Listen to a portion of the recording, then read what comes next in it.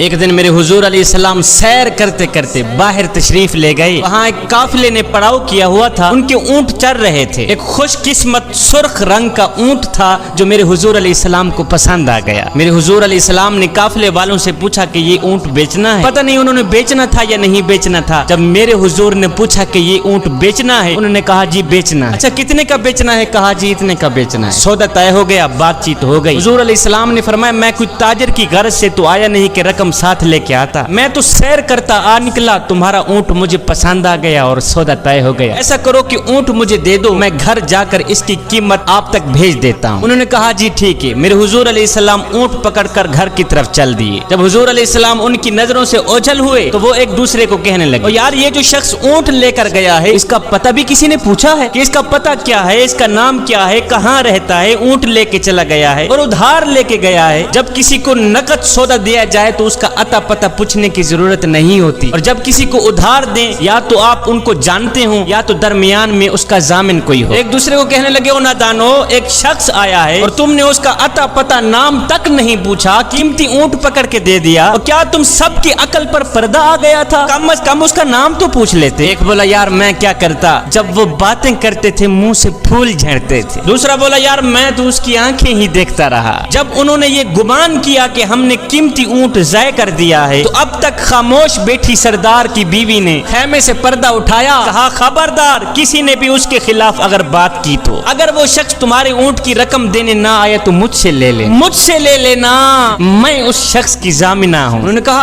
اچھا تو اسے جانتی ہے؟ کہا نہیں میں بھی نہیں جانتی. کہا جب جانتی ہی نہیں پھر ضمانت کیسے دے دی؟ کہا جب تم سودا کر رہے تھے تو میں خیمے کے اندر سے دیکھ رہی تھی کہ جس کا چہرہ اتنا خوبصورت ہو وہ جھوٹ بولتا ہی نہیں, وہ دھوکہ دے ہی نہیں سکتا. ابھی تمہارے پیسے آنے والے ہیں. تھوڑی دیر گزری ہی تھی کہ میرے حضور علیہ السلام کے غلام آ گئے پیسے لے کے. کہنے لگے کون ہیں وہ لوگ جس سے ہمارے آقا نے اونٹ خریدا ہے؟ کہا جی ہم لوگ ہیں. صحابہ نے کہا یہ لو تمہارے اونٹ کی رقم, یہ لو تمہارے اونٹ کی قیمت. انہوں نے کہا بھائی قیمت بعد میں دینا, پہلے یہ بتا کہ وہ محبوب رہتا کہاں پہ؟ صحابہ نے کہا سامنے مدینے میں اس محبوب کے ڈیرے ہیں. کہا پھر رقم بھی اپنے پاس رکھو, اونٹ بھی اپنے پاس رکھو, ہمارے دل بھی اپنے پاس رکھو, ہمیں تو اب دن رات اس محبوب کا دیدار ہی چاہیے. ہائے میرے حضور کی صورت ہی کیا دیکھی, اونٹ بھی بک گیا, خود بھی بک گئے, سارا کا سارا قافلہ مسلمان ہو کر حضور کی غلامی میں آ گیا.